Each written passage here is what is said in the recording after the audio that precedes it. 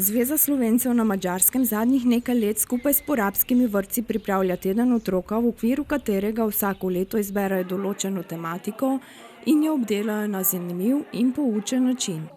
Letos so izbrali učenje slovenščine skozi pravljico o zelo lačni gosenici, ki so jo otroci tudi odigrali svojim staršem in starim staršem.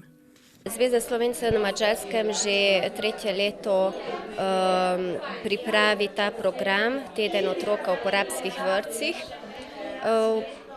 Najprej smo imeli delavnice tu na kmetiji, na Gornjem Seniku.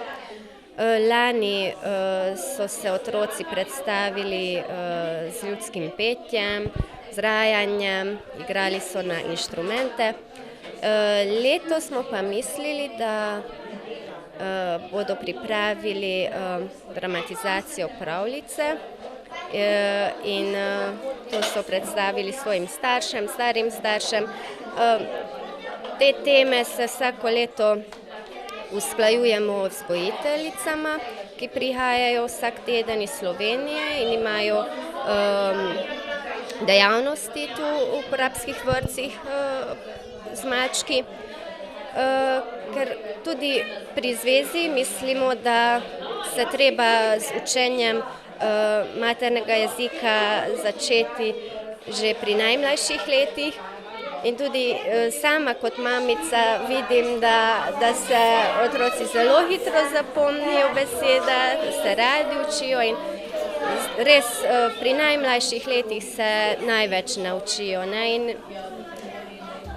veseli nas, da je prišlo res toliko staršev, da tudi oni vidijo, kako otroci napredujejo pri učenju slovenščine. Ta projekt se izvaja v vseh porabskih vrtcih, tu na Gornjem Seniku, v Sakalovcih, v Monoštru in v Števanovcih, kjer se poučuje slovenski jezik.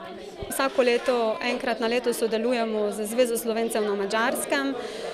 Lani je bila v ospredju predvsem glasba, ples, letos pa smo se izbrali predvsem jezik.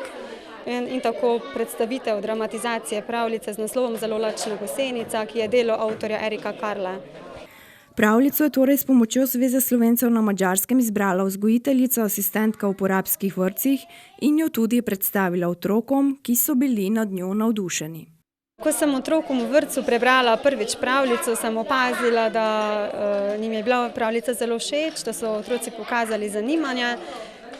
In na ta način sem se potem tudi odločila, da otroci uprizorijo pravljico in sicer tako, da sodelujejo v pravljici, v igrani predstavi, da si sami izberejo določene vloge. Otroci so se na ta način tudi veliko naučili, saj so se vadili, poleg tega, da so spoznavali vsebino zgodbe, so se vadili tudi v izgovarjanju in v uporabi besedišča v slovenskem jeziku. Poleg učenja slovenskega jezika so otroci skozi pravljico spoznavali in usvajali tudi druge teme.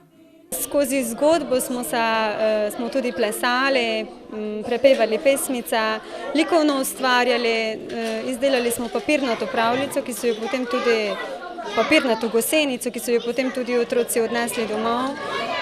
Poimenovali smo števila, barve, potem tudi različne pridevnike, velik, majhen, potem tudi časovno pojmovanje smo ponavljali danes, včeraj, jutri. Otroci so postavljali vprašanja in potem znali na njega tudi odgovarjati. Ker pa se je na nastop treba dobro pripraviti, so vrtčevski otroci skupaj z vzgojiteljicama temu posvetili kar nekaj časa. Pripravljali smo se 2 meseca z različnimi presledki.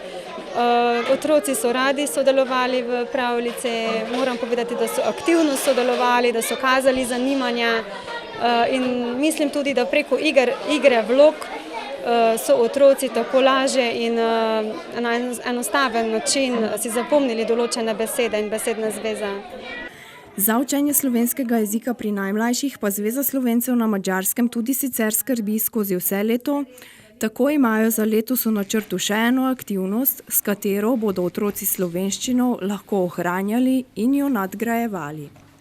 To leto bomo imeli za malčke še lutkovno igro.